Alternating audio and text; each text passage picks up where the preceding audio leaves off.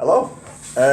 Welcome to episode four of Lift More, Lose More. We've swapped seats so we don't look like Ant and Dex standing on the same side of each other all the time. I've had a haircut, so I look a bit more presentable. Just got a sandal. Yeah. Same one for the last 10 years. We've had some feedback off the recent episodes. A little thank you to Carl, who's just sent me some information through on how we're going to make these into podcasts as well. So next time, because we might as well. Next time we're going to try and get one on iTunes, because we're ballers. Big time. We've had a few questions, so we're going to head off with them before Scott flies away to Santorini tomorrow. So you might be wondering why we're doing this on a Monday. Scott's abandoning me. He'll be sadly missed for a week. My tan will be even better. Yeah, I'll have a And real. It'll be a real tan for a change. Right, I'll pass it over to you, mate, with the first Yeah, question. so thanks to Kevin. Well, I'll be completely honest. This morning we had no idea what we were going to speak about. And thanks to Kevin and Stuart in my Anytime Fat Loss group, because they've saved the day, basically. So Kevin piped up with how to maintain focus during busy work periods or just a hectic personal life and things like that. So I've got 3 main points just to hopefully keep it simple. The first one is just plan the sessions. So even if that means writing them down in your diary, when something's written down, you're more than likely going to do it or stick to it. Treat it like a business meeting or whatever you need to do to make sure you get that session done. So I've actually not spoken about when I competed before, but not for a while anyway. But Been a week or so, right? because I was more or less doing 2 sessions a day with the bits of cardio I was doing, I had quite a few client sessions as well, so I actually put everything into my diary, just with basically when I was knackered and tired and wanting to cry, I wouldn't forget actually what I was meant to be doing. So if that's what it needs to be done, especially when you're busy, write it all down, and hopefully it's just a bit clearer in your head and you're more than likely to do it. The second point, plan to succeed, don't plan to fail.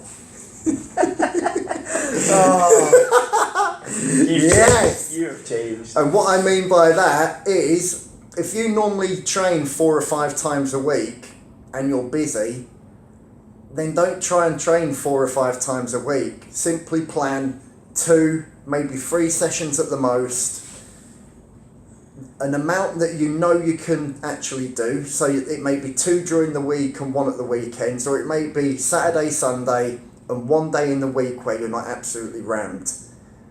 And at least that way, you'll get the sessions done, you won't feel guilty. Because the other thing that might actually happen is, you normally train 4 or 5, 6 times a week. You're that busy, rather than do 1, 2 or 3 sessions, you end up doing none. So just scale it back a bit. If you split your workouts up, you may be just better off doing 2 or 3 full body workouts, and at least you know you can get them in. And then the third point is simply just man up a bit, show a bit of willpower. Everyone gets tired, no one wants to go to the gym at times, but sometimes you just got to man up and get it done. Simple as that. Anything you want to add? Just something I do that's kind of the Jim Jones. I don't know if I mentioned Jim Jones before. Like Scott never mentioned his course.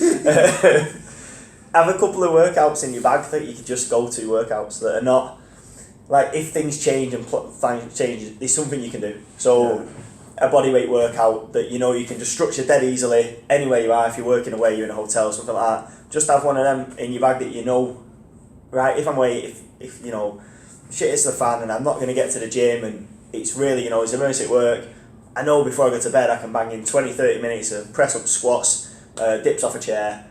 I know I can do that, and I'm going to have something that's doable. Like I say, if you take all them tips first, you should be able to get something in. If you also then have a backup, doing something is better than doing nothing. So always have something to go to. That'd be my point on that one. hope that covers it. If you think that's rubbish, just let me know in the group and I'll try and answer it a bit better. Move on to Stuart's. Yeah, Stuart's question was not written down. Stuart's question was about workout calories on MyFitnessPal. If you put in, cheers for that, mate. I didn't know you were going to do that. Workout calories on MyFitnessPal. So he said he had some different advice from different PTs regarding the activity calories that go automatically sometimes onto your FitnessPal from walking and the ones you can input for exercise. Whether to eat that much extra, whether to eat. Someone said to him eat half that. And I think others had said like ignore it altogether, or well, no, I think someone said a third, someone had said half, I think someone said eat all of it. When the truth is, as you do that calculation, as MyFitnessPal does that calculation, it figures out your activity level at the start, asks you how active you are, therefore takes in those workouts before it gives you a number of calories. Ignore it altogether. Basically, if you just ignore it, I turn it off. If you ignore it altogether, you don't have to worry about that. It's taking it at the start. If you are not losing weight and you're eating half your calories of your workout calories, stop doing that. If you are successfully losing weight, eating half, then carry on doing that until you can't, and then drop it down to your actual your prescribed number. It's pretty much these numbers. They're all calculations. They're all great. All based on rough numbers. Trying to figure out the calories you've actually done in a workout is, I mean, your guess is as good as mine. There's probably better, but you're picking a number out of fresh air. So if your workouts are consistent, you're training 4 times a week and you're eating the prescribed amount of calories and you're losing weight, stay with it. If you're not, you have your activity or you lower your calories. Don't worry about that activity number because it's a made up calorie number. We can't quantify it really, and it's taken care of in the initial calculation. So on my MyFitnessPal, when I track food, I don't even have it on there. And that's kind of what I like to advise to most of my clients as well. Yeah, I think in the actual, when he commented on, when I asked for some questions, he did say he liked getting a bit geeky with the numbers, especially with how many calories he's burning. He's sort of aware that it's not 100% accurate, which is good. But yeah, when it comes to actually how many calories you should be consuming, just ignore it. It's good to have there as a bit of motivation to try and beat that number or whatever you want to do. But when it comes to actually the amount of calories you should be consuming, just ignore it. One other thing I will add, that if you do actually want to eat more calories on your workout days, then it's simply a case of taking them away from your non-training days, not adding them to your training days, if that makes sense. So let's take 2,000 calories for an example. It may be a case of dropping 200 on your non-training days and adding that to your training days. Obviously, it all needs to add up as an average over the course of the week, and it depends how many times you're training and things like that. But I think...